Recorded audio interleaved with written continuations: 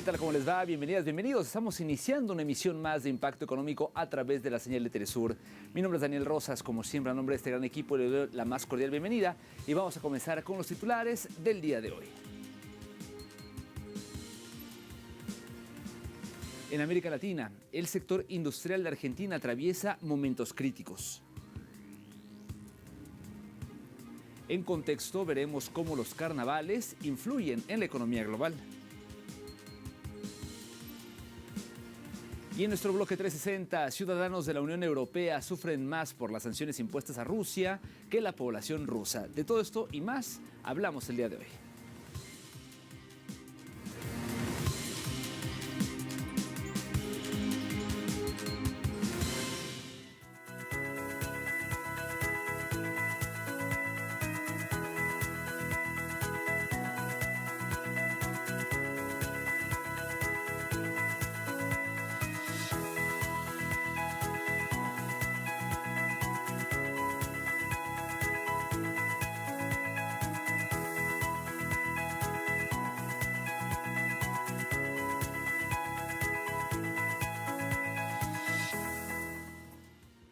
La industria argentina atraviesa una contracción sostenida que confirma el deterioro del entramado productivo nacional.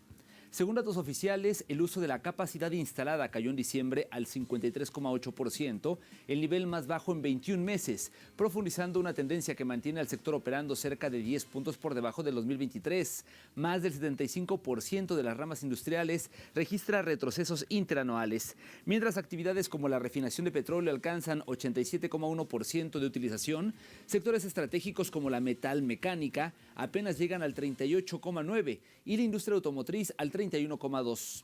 El índice de producción industrial manufacturero evidencia desplomes de hasta 43% en electrodomésticos y 22,9% en maquinaria agrícola. Analistas atribuyen la crisis a la caída del consumo, la apertura importadora y la ausencia de políticas activas de desarrollo.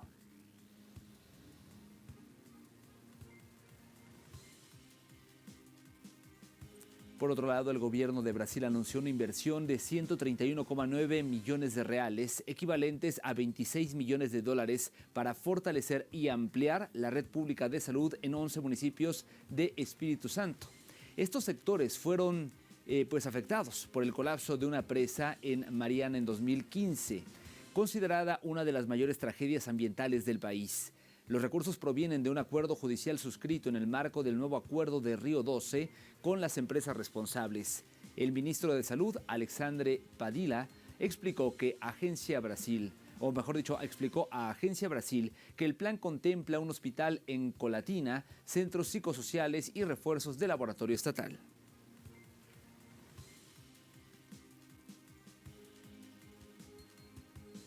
Viajamos ahora a Ecuador, ya que la Procuraduría General del Estado informó que el monto que Ecuador deberá pagar a la petrolera Chevron fue reducido de 220 a 215 millones de dólares tras una corrección aceptada por el Tribunal Arbitral con sede en La Haya. La rebaja de 5,7 millones ocurre en medio de un proceso aún inconcluso, pues resta todavía definir la fase 4 del arbitraje relativa a costas y honorarios. El litigio se remonta a la contaminación generada entre 1964 y 1990 por Texaco en la Amazonía, antes de su adquisición por Chevron en 2001. Comunidades agrupadas en la UDAPT exigen que esos recursos no se destinen a indemnizar a la transnacional, sino a reparar los daños ambientales que durante décadas han afectado a pueblos indígenas y a campesinos.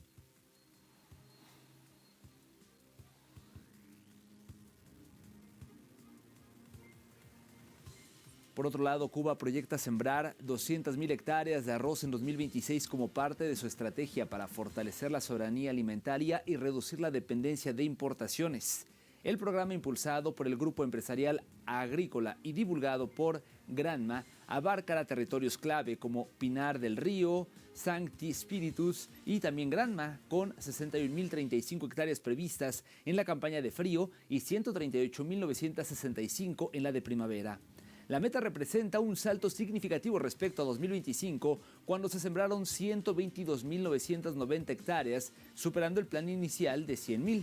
Las autoridades del Ministerio de Agricultura de Cuba priorizan este cultivo estratégico pese a las limitaciones de combustible e insumos, apostando por mayor eficiencia productiva y articulación territorial.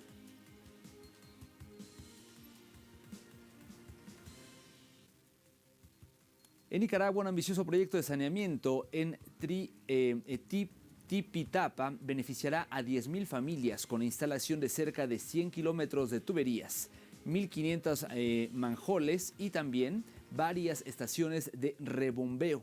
Esta información fue difundida por el presidente ejecutivo de la empresa nicaragüense de acueductos y alcantarillados sanitarios, me refiero en este caso a Edwin Barreda. La iniciativa busca erradicar el vertimiento de aguas grises en las calles y garantizar condiciones sanitarias seguras en los hogares.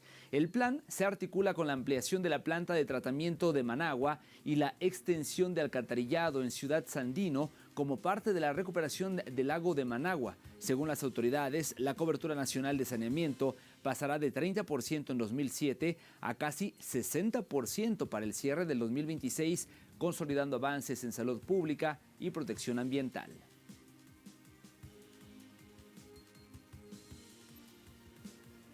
Con esta información vamos a una primera pausa. Al regreso en contexto veremos cómo los carnavales influyen en la economía global. Verá usted qué información. Regresamos con ella.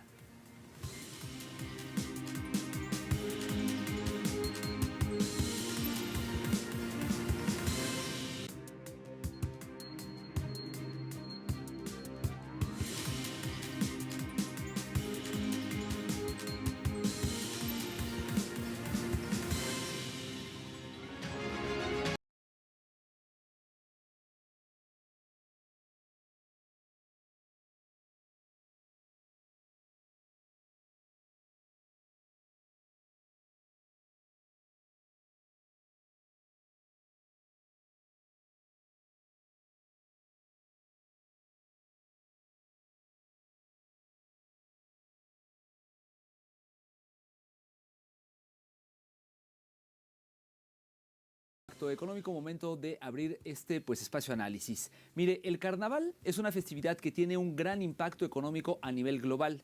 Esta celebración ha impulsado una notable diversificación en las oportunidades laborales. Acompáñenme a ver detalles en la siguiente historia. A pesar de que los números precisos cambian dependiendo del año y la región, se estima que el carnaval en su totalidad genera cientos de miles de empleos, ya sean temporales o fijos, y mueve miles de millones de dólares. Estos datos muestran que el carnaval, además de ser una costumbre cultural, actúa como un impulsor de la economía que fomenta el turismo, la creación de puestos de trabajo y el progreso de variados sectores en las zonas donde se realiza. Entre las áreas que más oportunidades laborales han generado en estas festividades se encuentran los diseñadores gráficos y digitales, que cada vez son demandados para la elaboración de disfraces, decoración de carrozas y material promocional. Los especialistas en redes sociales y marketing digital no se quedan atrás. Estos se encargan de gestionar las campañas publicitarias, interactuar con el público mediante plataformas digitales y difundir el carnaval a nivel global, ampliando así su alcance y generando mayores ingresos. Asimismo, con el auge de los eventos híbridos y virtuales, la tecnología también ha impulsado la contratación de técnicos en audiovisuales y expertos en transmisión en vivo, lo que ha permitido que el carnaval llegue a audiencias que no puedan asistir presencialmente. De igual forma, se ha incrementado la demanda del personal capacitado para implementar protocolos sanitarios y garantizar un ambiente seguro para participantes y asistentes, fortaleciendo así la confianza en la realización de los carnavales en todas las regiones. El Carnaval de Río de Janeiro se consolida como uno de los principales motores económicos de Brasil, con una proyección de impacto cercana a los 10.000 millones de reales en 2026, según estimaciones oficiales del gobierno. Mire, vamos a ver de qué hablo. La cifra confirma una tendencia ascendente sostenida. En 2024 el movimiento económico fue de 6.300 millones de reales. En 2025 ascendió a 8.800 millones y para 2026 los cálculos técnicos se aproximan a 9.680 millones, con expectativas de alcanzar los 10.000 millones de reales. El estudio técnico preliminar publicado en el Diario Oficial respalda la asignación de 40 millones de reales en patrocinio público a las 12 escuelas del Grupo Especial. recursos canalizados a través de la Fundación de Artes del Estado de Río de Janeiro. Esta inversión representa menos del 1% del volumen económico total previsto, lo que las autoridades consideran una decisión estratégica para dinamizar la economía creativa y fortalecer la cadena productiva cultural. Se estima la generación de entre 50.000 y 70.000 empleos directos e indirectos, abarcando sectores como logística, confección, turismo, comercio, servicios técnicos y producción artística. El impacto se traduce además en mayor recaudación tributaria mediante el ISS y el ICMS, impulsados por el aumento del consumo y la actividad turística. A escala nacional, el Ministerio de Turismo y la Agencia Brasileña de Promoción Internacional del Turismo proyectan más de 65 millones de asistentes a las festividades, un 22% más que el año anterior. Solo en Río se esperan 8 millones de visitantes y una ocupación hotelera del 98%, consolidando al carnaval como vitrina internacional y eje del desarrollo inclusivo. Bueno, desde el artesano que hereda el oficio de moldear máscaras hasta el joven que trabaja en logística, la festividad teje una red de empleo que sostiene la estabilidad de toda la región. El Carnaval de Barranquilla se ha consolidado como la empresa más humana y vital de Colombia. No es solo una fiesta parrandera, es el sustento de más de 193.000 familias que encuentran una oportunidad de progreso. Para este 2026 el impacto en el bolsillo de los colombianos es innegable. Con una inyección de 840.000 millones de pesos colombianos, el carnaval oxigena el comercio local y llena hoteles, pero su verdadero valor está en la estabilidad social. Al dar protagonismo a más de 50.000 artistas, el evento transforma la cultura en una herramienta de dignidad y desarrollo. En un país que busca nuevos motores económicos, esta celebración demuestra que la alegría, cuando se organiza con el alma, es la mejor inversión para mantener a flote la esperanza y el bienestar nacional.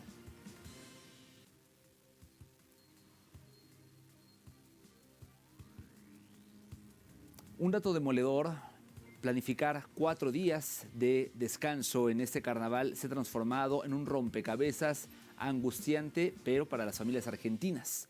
Una escapada básica demanda más de 1.200.000 pesos argentinos, lo que significa que un trabajador promedio debe entregar casi el 75% de su sueldo mensual solo para pagar el viaje y el hotel.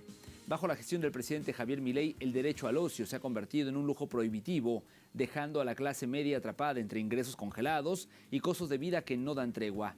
Mientras el gobierno celebra indicadores macroeconómicos, la realidad en la calle es otra. El modelo actual fomenta una Argentina carísima para sus propios habitantes, donde es más barato para quienes pueden huir al exterior que veranear en casa. Esto provocó un déficit turístico de 4.054 millones de dólares, una sangría de divisas que parece no preocupar a la Casa Rosada, pero que castiga directamente al comercio y al turismo nacional. Hoy, para la mayoría, la valija no se llena de ropa, sino de deudas.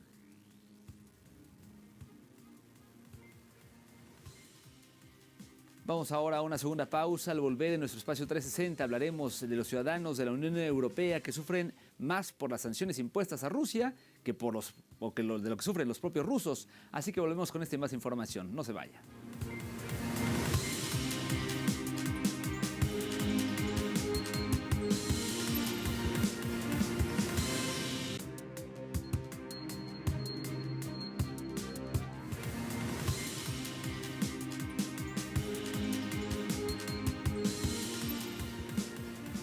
Estamos de vuelta en 360. Le cuento que la periodista italiana Simona Mangiate afirmó que los ciudadanos de la Unión Europea habrían sufrido más por las sanciones impuestas a Rusia que el propio pueblo ruso. Vamos a ver a qué me refiero. Al margen del Foro Internacional de Expertos Científicos, las lecturas de Chirinovsky, realizado en la capital rusa, la periodista italiana destacó que, en los últimos años, la población europea ha comprendido el verdadero impacto de sus sanciones a Rusia, viendo su economía deteriorada, mientras que la de Rusia prospera y crece. Bueno, después de mucho tiempo de conflicto, finalmente vemos a los ciudadanos europeos despertar a una clara realidad. El peso de esas sanciones afectaron a más ciudadanos europeos que a Rusia. Rusia está prosperando, creciendo. De hecho, está saliendo de la situación más fuerte que nunca, mientras que los europeos sufren una crisis económica que comienza con la necesidad de cortar el suministro de gas a su principal proveedor, que solía ser Rusia. Por eso es importante que los líderes que han seguido ciegamente el liderazgo de la Unión Europea bajo la anterior administración Biden en Estados Unidos comiencen a responder a lo que realmente beneficia a sus naciones, que es dejar de ver a Rusia como un enemigo y empezar a verla como un socio. A su vez, criticó al continente europeo por financiar a Ucrania en el conflicto e instó a los países a adoptar la neutralidad y utilizar otros mecanismos para alcanzar la paz de ambos bandos. Ante todo, hay que adoptar cierto grado de neutralidad, que empieza por dejar de financiar una guerra sangrienta que contradice cualquier principio de paz o esfuerzo diplomático para alcanzar un acuerdo de paz, y también detener estas sanciones censales y volver a la plataforma de negociaciones en lugar de alinearse con una de las partes. Y creo que este ha sido el mayor error y requiere acciones concretas, aunque ya se ha causado mucho daño. Sus declaraciones se han visto respaldadas por el accionar de naciones europeas, como Hungría, que rechazó contundentemente la postura asumida por la Unión Europea frente al conflicto. El gobierno húngaro se opone al envío de tropas de la OTAN a territorio ucraniano y ha mostrado su negativa al planteamiento de anexión de Ucrania a la Unión Europea.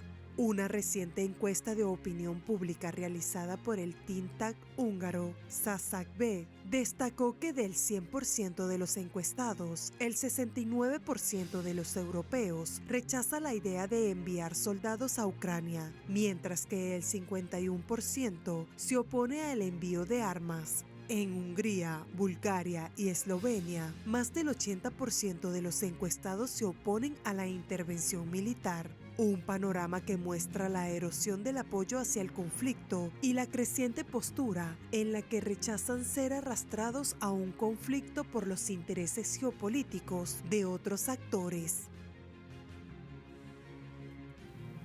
En más información, Rusia busca colaborar con Indonesia en el ámbito de la economía creativa.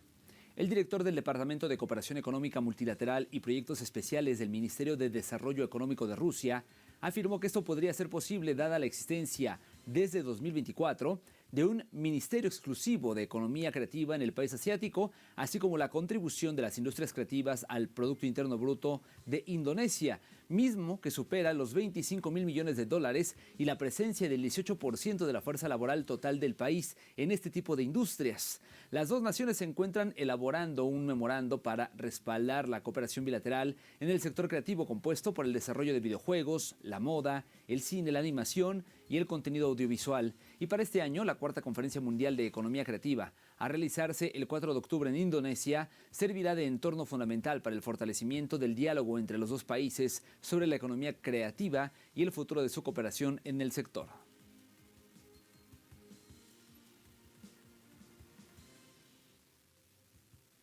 Por otro lado, China impulsa la segunda fase de un proyecto habitacional para la construcción de 720 casas en Nicaragua.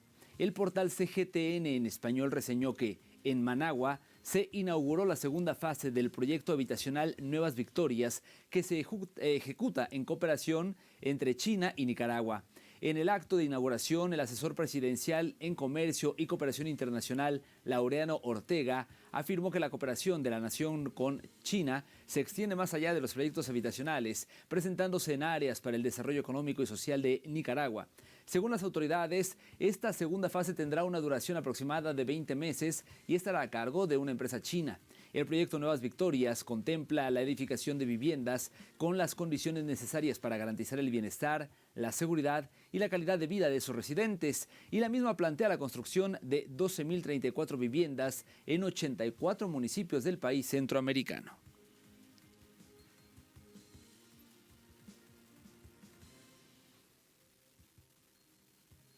Le cuento ahora que la Agencia Internacional de Energía afirmó que baja la demanda petrolera e inventarios alcanzan los niveles más elevados desde la pandemia.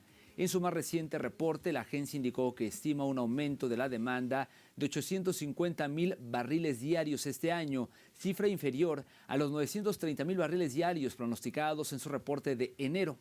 Se resalta que a nivel mundial, en el pronóstico, que la demanda general en 2026 se situó en 104,087 millones de barriles por día de crudo y en referencia al consumo internacional de petróleo, afirmó que alcanzará su punto máximo en el cuarto trimestre al superar los 106 millones de barriles diarios.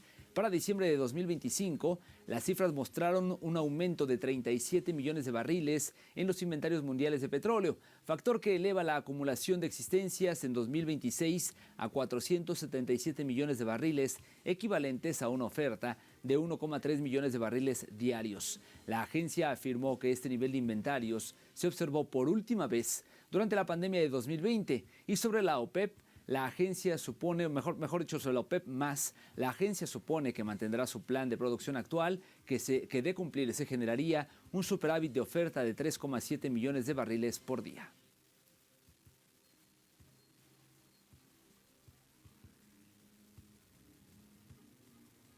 Y en Estados Unidos, un estudio publicado por la Reserva Federal de Nueva York afirmó que las empresas y consumidores de ese país soportaron el 90% de la carga por los aranceles impuestos por Washington. El estudio indicó que el 94% de la incidencia arancelaria recayó en Estados Unidos durante los primeros 8 meses de 2025. Esto debido a un arancel del 10% que provocó una disminución de tan solo 0,6 puntos porcentuales en los precios de las exportaciones extranjeras. A su vez, los aranceles de importación aumentaron del 2,6 al 13%, mismo que no fue absorbido por los exportadores extranjeros al negarse a asumir los costos adicionales, bajando sus precios. Las afirmaciones del ente estadounidense se alinean con las recogidas en un reciente estudio también del Instituto Kiel de Alemania, mismo que estimó que el pasado mes de enero los importadores y consumidores estadounidenses asumieron el 96% del coste arancelario y los exportadores extranjeros absorbieron solo el 4%. La Oficina de Presupuesto del Congreso de Estados Unidos estimó que alrededor del 70% de los costos arancelarios se transfirieron en última instancia a los consumidores del país a través de precios minoristas más altos en los bienes importados.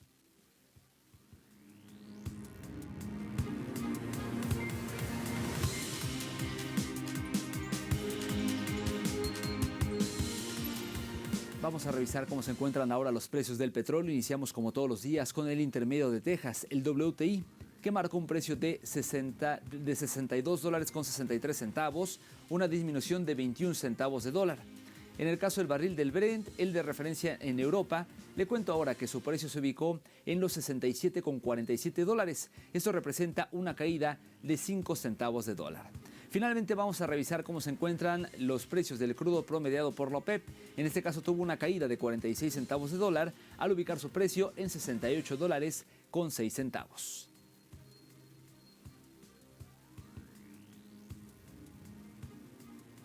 Llegamos hacia el final de esta emisión. Como siempre, gracias por habernos acompañado. A nombre de este gran equipo, le deseamos que pase un maravilloso fin de semana y nosotros nos vemos pronto con más de Impacto Económico. Hasta entonces.